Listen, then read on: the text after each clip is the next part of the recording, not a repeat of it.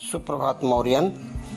आज मैं आप लोगों से एक नए वीडियो के माध्यम से फिर से एक बार जुड़ रहा हूँ। आज मैं चर्चा करूँगा आप लोगों से एक पाठ जो आपके बसंत भाग 2 में जो संकलित एक कहानी है जिसके रचनाकार श्री भगवती प्रसाद वाजपेयी हैं और कहानी का शीर्षक है मिठाई वाला। श्री भगवती प्रसाद वाजपेयी ने इस कहानी के माध्यम से लोगों के मन में दया, माया, करुणा और स्नेह के भाव को जागृत करने का बड़ा सुंदर प्रयास किया है। इस कहानी में मैं इसको पढ़ता हूँ और आप लोगों को साथ में समझाते जाता हूँ। उसके स्नेहाभिषिक्त माने स्नेह से अभिषिक्त, स्नेह से सने हुए कंठ माने गले से फूटा हुआ गान सुनकर निकट के मकानों में हलचल मच जाती। छोटे छोटे बच्चों को अपनी गोद में लिए युवतियाँ चीज़ों माने घर के पर्दों को उठाकर छज्जों पर नीचे झांकने लगती। बच्चे खिलौने देखकर पुलकित हो उठते। वे पैसे लाकर खिलौने का मोल भाव करने लगते। खिलौने वाला बच्चों को देखता और उनकी नन्ही नन्ही उंगलियों से पैसे ले लेता और बच्चों की इच्छा अनुसार उन्हें खिलौने दे देता। खिलौने लेकर फिर बच्चे उछलने कूदते लगते।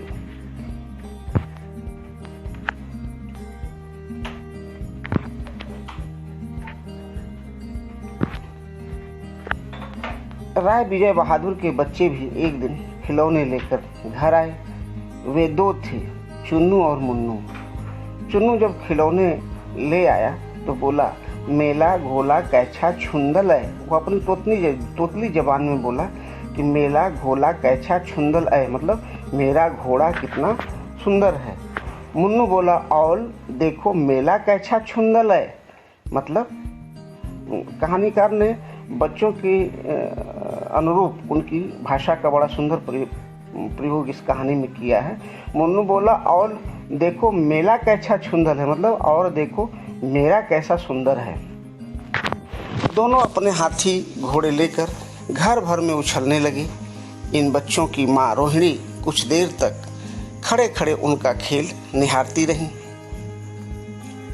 मुन्नू बोला, अंत में दोनों बच्चों को बुलाकर उसने पूछा, अरे ओ चुन्नू मुन्नू, ये खिलौने तुमने कितने में लिए हैं? मुन्नू बोला, 2 पैसे में, मतलब 2 पैसे में। खिलौने वाला दे गया आए, माने खिलौने वाला दे गया है। रोहिणी सोचने लगी, इतने सस्ते कैसे दे गया है, कैसे दे गया है, यह तो वही जाने, लेकिन दे तो गया ही है, इतना तो निश्चय है।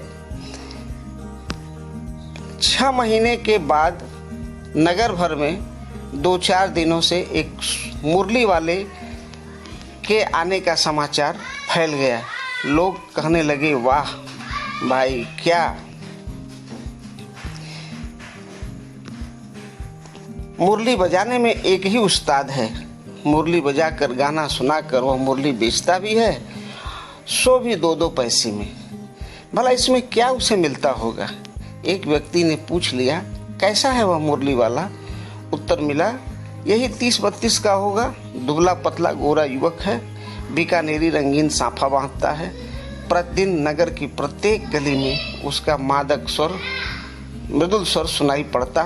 बच्चों को बहलाने वाला मुरलिया वाला, मतलब वही जो पहले खिलौने बेचता था, वो 6 महीने के अंतराल पर फिर से बांसुरी बेचने के लिए आया। रोहिणी उठकर अपने पति विजय बाबू के पास गई। जरा उस मुरली वाले को बुलाओ तो चुन्नू मुन्नू के लिए ले लूं, क्या पता फिर इधर आए ना आए। विजय बाबू एक समाचार पत्र पढ़ रहे थे। उसी तरह से लिए हुए वे दरवाजे पर आकर मुरली वाले से बोले, क्यों भाई, किस तरह देते हो मुरली? दौड़ते हाँपते हुए बच्चों का झुंड आ पहुंचा। सब बोल उठे, अम्बी लेंदे मुरली, अम्बी लेंदे मुरली, माने हम भी लेंगे मुरली और हम भी लेंगे मुरली। मुरली वाला हर्ष गदगद हो उठा, बोला, सबको देंगे भैया, लेकिन जरा रुको, ठहरो, एक एक को देने दो। मुरली वाला, हाँ बाबूजी, क्या पूछा था आपने, कितने में दी? दी तो वैसे 3-3 पैसे के हिसाब से हैं, पर आपको 2-2 पैसे में ही दे दूंगा। विजय बाबू मुस्करा दिए, मन ही मन कहने लगे कि देता सबको इसी भाव से है, पर मुझ पर उल्टा एहसान लाद रहा है। मुरली वाला एकदम अप्रतिभ हो उठा, बोला, यह तो ग्राहकों का दस्तूर होता है कि दुकानदार चाहे हानि उठाकर चीज क्यों न बेचे, पर ग्राहक यही समझते हैं कि दुकानदार मुझे लूट रहा है। बाबूजी, असली दाम 2 ही पैसा है। मतलब मुरली वाला अपने मन में आश्चर्यचकित होकर के बोला कि ये तो ग्राहकों का मतलब एक तरह से विचार होता ही है। वो पहले से वो एक धारणा बना के बैठे होंगे कि मुरली वाला या दुकानदार चाहे कितना भी हानि उठा करके बेचे, लेकिन लोग सोचेंगे कि उसको लूटा जा रहा है। 2 मुरलियां लेकर विजय बाबू फिर मकान के भीतर पहुंच गए। मुरली वाला देर तक उन बच्चों के झुंड में मुरलियां बेचता रहा। उसके पास कई रंग की मुरलियां थीं। मुरली वाला, यह बड़ी अच्छी मुरली है।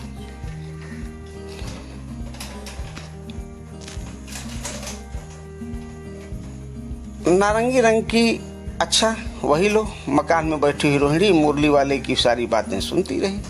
आज भी उसने अनुभव किया कि बच्चों के साथ इतने प्यार से बातें करने वाला फेरी वाला पहले कभी नहीं आया। बेचारा इस तरह मारा मारा फिरता है, पेट न जो कराए सो थोड़ा। मुरली वाले का क्षीण स्वर, मतलब कमजोर स्वर, वो दूर से बोल रहा था। दूसरी निकट की गली से सुनाई पड़ा, बच्चों को बहलाने वाला मुरली वाला। बहुत दिनों तक रोहिणी को मुरली वाले का वह मीठा स्वर, उसके बच्चों के प्रति स्नेह सिक्त बातें याद आती रही। माने वो बच्चों से बड़े स्नेह से, बड़े प्यार से वो बात करता था। यह बात रोहिणी को बहुत दिन से याद थी। धीरे धीरे उसकी स्मृति भी क्षीण हो गई। कुछ दिनों के बाद धीरे धीरे वो रोहिणी जो है मुरली वाले को भूल गई। सर्दी के दिन थे। रोहिणी को नीचे की गली में सुनाई पड़ा, बच्चों को बहलाने वाला मिठाई वाला, मतलब वही जो मिठाई वाला था, पहले खिलौने बेचने के लिए आया था, 6 महीने के बाद फिर बांसुरी बेचने आया था, और कुछ समय के बाद फिर वो मिठाई बेचने आया। मिठाई वाले का स्वर उसके लिए परिचित था।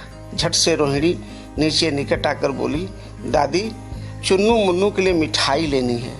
दादी उठकर कमरे में आकर बोली, ऐ मिठाई वाले, इधर आना। मिठाई वाला निकट आ गया, बोला, कितनी मिठाई दूं माँ? कुछ खट्टी, कुछ मीठी, जायकेदार, बड़ी देर तक मुंह में टिकती हैं, जल्दी नहीं घुलती, बच्चे बड़े चाव से चूसते हैं। पैसे की 16 देता हूँ। दादी बोली, 16 तो बहुत कम होती हैं, भला 25 तो देते।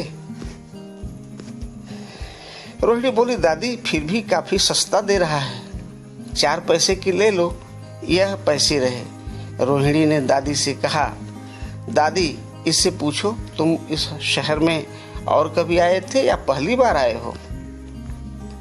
यहाँ मिठाई वाला संशय और विस्मयादि भाव में डूबकर बोला, इससे पहले मुरली लेकर आया था और उससे भी पहले खिलौने लेकर। उसने अपने बारे में बताया। वह बोली, इन व्यवसायों में भला तुम्हें क्या मिलता होगा? वह बोला, मिलता भला क्या है, यही खाने भर को मिल जाता है, पर हाँ संतोष, धीरज और कभी कभी असीम सुख जरूर मिलता है, और यही मैं चाहता हूँ। व्यर्थ उन बातों की क्यों चर्चा करूँ, उन्हें आप जाने ही दें। उन बातों को सुनकर आपको दुख ही होगा। अतिशय गंभीरता के साथ मिठाई वाले ने कहा, मैं भी अपने नगर का एक प्रतिष्ठित आदमी था। तो मिठाई वाले ने अपने बारे में बताना प्रारंभ किया। वो बताया कि उसके पास मकान, व्यवसाय, गाड़ी, घोड़े, नौकर, चाकर सभी कुछ था। स्त्री थी, छोटे छोटे 2 बच्चे थे। मेरा वह सोने का संसार था। बाहर संपत्ति का वैभव था, भीतर सांसारिक सुख था। स्त्री सुंदर थी, मेरी प्राण थी। बच्चे ऐसे सुंदर थे जैसे सोने के सजीव खिलौने। उनकी अटखेलियों के मारे घर में कोलाहल मचा रहता था। समय की गति, विधाता की लीला, अब कोई नहीं है। अपने उन बच्चों की खोज में निकला हूँ। वे सब अंत में होंगे तो यहीं कहीं, आखिर कहीं न कहीं जन्मे ही होंगे। उस तरह रहता तो घुल घुल कर मरता, इस तरह सुख संतोष के साथ मरूंगा। मतलब मिठाई वाला अपने बारे में बता रहा है कि उसके पास सब कुछ था, धन संपत्ति वैभव, उसका अपना परिवार था, उसके छोटे छोटे सुंदर बच्चे थे, और किसी दुर्घटना के कारण वो सब नहीं रहे, उनकी मृत्यु हो गई। तब से वह मिठाई वाला जो है विभिन्न तरीके से बच्चों की चीज़ें बेचने के लिए आता है और उनके माध्यम से बच्चों को अपनी तरफ आकर्षित करता है, और उन्हीं छोटे छोटे बच्चों में वह अपने बच्चों को ढूंढता है। इस तरह के जीवन में कभी कभी अपने उन बच्चों की एक झलक सी मिल जाती है। रोहिणी ने मिठाई वाले की ओर देखा, उसकी आंखें आंसुओं से तर हैं। इसी समय चुन्नू मुन्नू आ गए, रोहिणी से लिपट कर उसका आंचल पकड़कर बोले, अम्मा मिठाई। तो इस प्रकार से आपने देखा कि इस पाठ में किस प्रकार से वह मिठाई वाला मिठाई का बिजनेस नहीं करता है, वह व्यापार नहीं करता है, बल्कि वह प्रेम का व्यापार करता है और अपने बच्चों की खोज में वह निकला है। और हर बार वह अलग अलग चीज़ें लेकर के आता है। अलग अलग चीज़ें लेकर के क्यों आता है? क्योंकि वो अगर एक ही प्रकार की चीज़ लेकर के आएगा तो शायद बच्चे उसके पास आकर्षित नहीं होंगे। तो बच्चों को आकर्षित करने के लिए अलग अलग चीज़ें लेकर के आता है और उन्हें बेचने के माध्यम से वह उन्हें छोटे छोटे बच्चों में अपने हृदय की जो उसकी जो भूख है उसको शांत करने का एक तौर तरीका ढूंढता है। मैं अभ्यास के प्रश्न बना करके आप लोगों को भेजूंगा। आप लोग ध्यान से इसको पूरे वीडियो को देखें। बहुत बहुत धन्यवाद।